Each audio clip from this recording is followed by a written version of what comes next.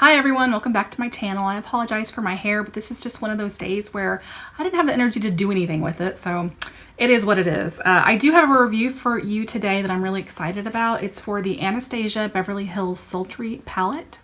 So if you're curious what I have to say about this palette and you want to see my review on it, then stick with me.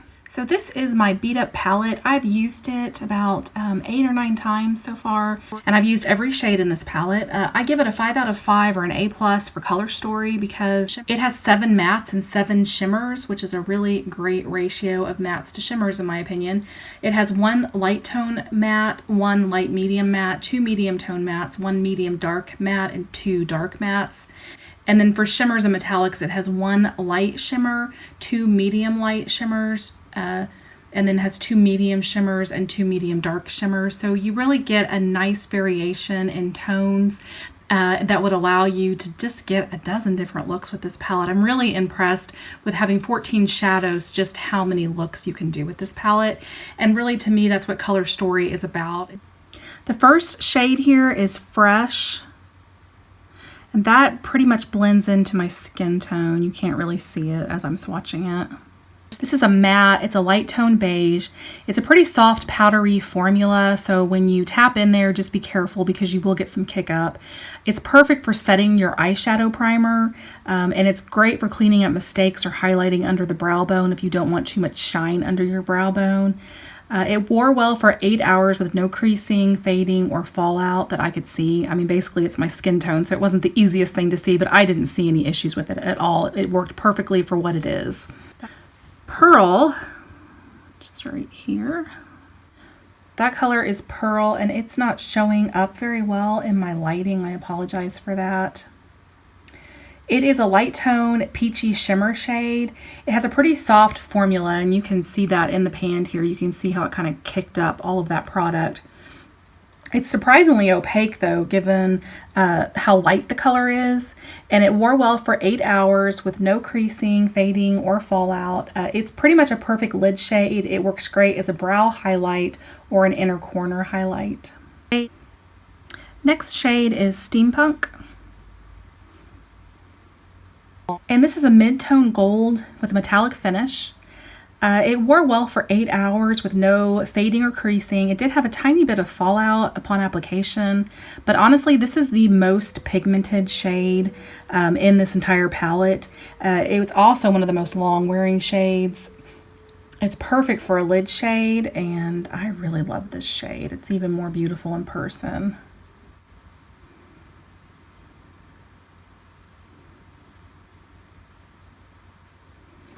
I forgot to say, I gave Fresh an A+, I gave Pearl an A+, I gave Steampunk an A just because it had that little bit of fallout upon application.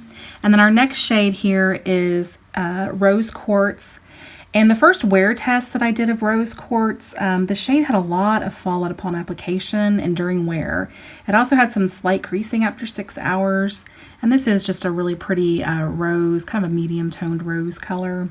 So the next time I used it, I used NYX Glitter Glue, and it definitely helped with the fallout when I applied the eyeshadow. But after 4 hours of wear, the fallout just kind of started gradually increasing and getting worse and worse. And then the creasing with that glitter primer was probably some of the worst creasing that I have ever had. I was stunned at how bad. I mean, you could see it you could be standing 4 or 5 feet away from me and you could see the creasing. It was that bad. So because I've tried it twice and because both times I just could not get it to work, I kind of dubbed this the dud in the palette. So the color and the pigmentation is just gorgeous, and that's why I'm giving it a D instead of an F. I mean, it's a gorgeous, gorgeous color. It just, unfortunately for me, did not perform well at all. Next shade is Ember. This is a medium dark tone gold with a metallic finish. It wore well for over 8 hours with no creasing and no fading.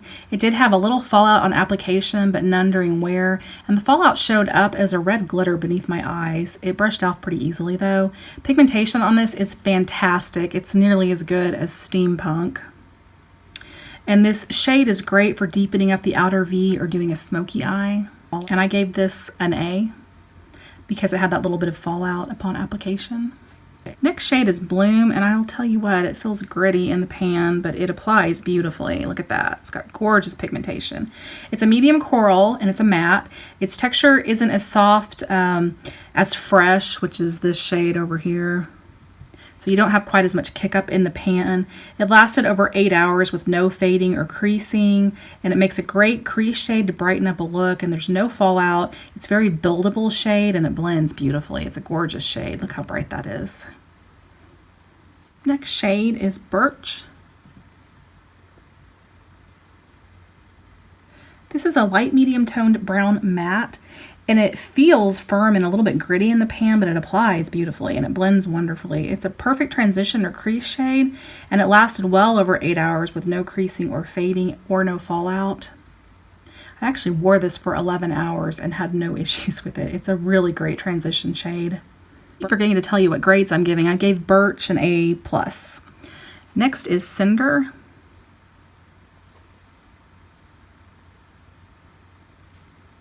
Cinder is a medium copper with a metallic finish. It has a soft powdery texture and good pigmentation. There was no fallout on application or wear, no fading or creasing for well over 8 hours. This is one of those other colors that I wore for 11 hours and I had absolutely no issues with it. Makes a really great lid shade.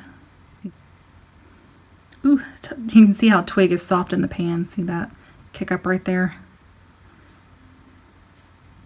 Twig is a medium toned brown matte that leans toward a neutral undertone. It's soft in the pan, which you could see with that kick up that I just showed you, but it has really good pigmentation that builds and blends easily. There's no fallout. There was no fading or creasing for well over 8 hours. This is another one that I wore for 11 hours with no issues. It's a perfect crease shade, or you could use it for darkening up the outer V. And I gave that shade an A+. And this next shade is Teak.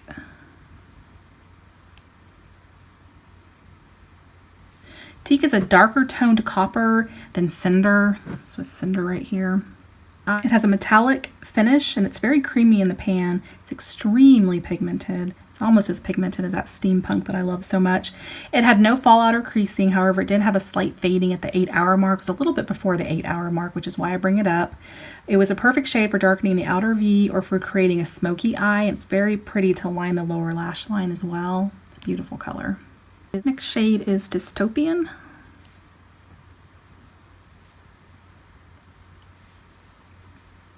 Dystopian is a dark neutral to cool toned matte brown. It's firm in the pan and it feels a little gritty when applied to the eye. Its pigmentation is great, but it can apply a little patchy at first. So sometimes you need to take a little time to blend it out. It does blend out very nicely with some effort, but just know that you probably will have to use a little effort. It also builds up. You can see how it's kind of light with that first pass, but if you do another pass of it, you can build it up really nicely. See how that darkens? Had no fading, no creasing for 8 hours, no fallout. It's a great crease shade or outer V shade. It's also great to line the upper and bottom lash line. I gave Dystopian a B+ because it was a little bit patchy and a little bit harder to blend out. Cyborg is next. Cyborg is a light medium silver that leans a little lavender, and at least when I look at it, it does. It has a metallic finish, it's very creamy in the pan, and it has great pigmentation. The issue I had with Cyborg was that it creased on my hood immediately after applying it. I did use a damp brush, and I think maybe I over dampened the brush a little to apply it. I'll try using a little less Fix Plus next time on my brush and see if that helps keep it from creasing. There was no fallout, no fading for 8 hours. It's a perfect cool tone lid shade. And I gave that a B+ because of that creasing. Slate is the next shade. Slate is a medium matte gray and it builds up beautifully, blends beautifully. It really is an ideal gray crease shade, and I don't have enough of those in my collection, so I know this is going to get a lot of use. Had no fading, no creasing for 8 hours, and I gave it an A+. Noir is the last shade on our bottom row, and this is a matte dark black. This color creased and feathered at the 6 hour mark. I put it on my outer V, and the feathering made it kind of impossible to tell if it faded or not. I didn't have any fallout from it. It blended really well. It has great pigmentation. You can see how black it is just upon that first swatch. I used it, like I said, on my outer V and blended it into Cyborg. I don't know if maybe there was just an issue with trying to mix a metallic shade with a matte shade, but it wasn't pretty at that 6 hour mark. So I'll try again and see if I can get a little bit better of an outcome the second time I use it. But I gave it a C just because I had difficulty working with it. So overall, I gave this palette a B+ review.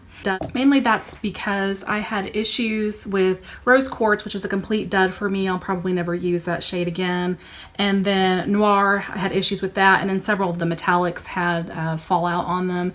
So it's still a really great palette. I think the color story of this is gorgeous. I'm not sad at all that I bought this. I have the Prism palette and the Modern Renaissance palette. And out of the 3 palettes that I own, I would say this one's probably going to get the most use.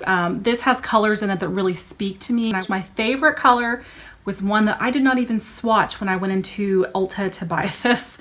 I thought the reason I bought this palette was because of Cyborg and Slate. The Slate is absolutely gorgeous in your crease, and Cyborg is beautiful all over the lid.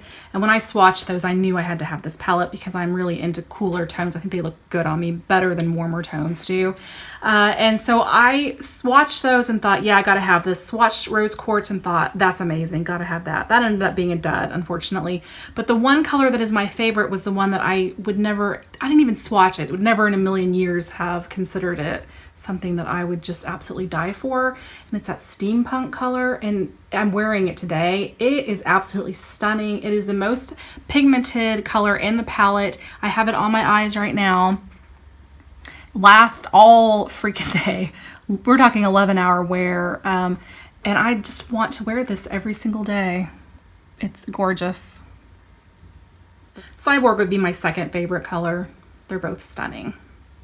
But really, you have everything you need in here to get some beautiful warm tone looks, some beautiful neutral tone looks, and some beautiful cool tone looks as well. So this is a perfect traveling palette. I will be taking this with me over Christmas and Thanksgiving because I can do anything I want with it. It's gorgeous and it wears really well. So don't let the B+ fool you. I did have some issues with a few of the colors, and that kind of brought down the whole score. But overall, this is a very solid palette. And if it's something that you've been thinking about getting or that you're interested in, I say go to Ulta and swatch it. If the colors speak to you, the formula is good enough that I can recommend buying this. Just know that when you swatch Rose Quartz, you may have no issues with it. Like Christine over at Temptalia, she had no issues with Rose Quartz. So it might just be my application methods. I did try it 2 different times, 2 different ways, and still couldn't get it to work. So it could be application issues, or it could just be that we have different skin. She may have less oily eyelids than I do. I don't know. But she had no issues with it. So you may not have an issue either. Just know that there is some potential for having a few issues with a few of these colors, but overall, it's a great palette, and I definitely recommend it. Packaging is standard. It's the same as all of the ABH palettes, except for that it's not that fuzzy kind of velvet. Instead, it's got glitter, and it's textured when you touch it. So if you don't like that textured glitter feeling, you might not like that. And it has a decent sized mirror. If you like to use these small mirrors when you're doing your makeup, you got it. And it's a medium-sized palette. I mean, it's not too big, it's not too small. It'll fit in my makeup bag. If you have any questions, leave them down below in the comment section. I'll be happy to answer them. I hope this was helpful to you in some way, and I just want to thank you for joining me.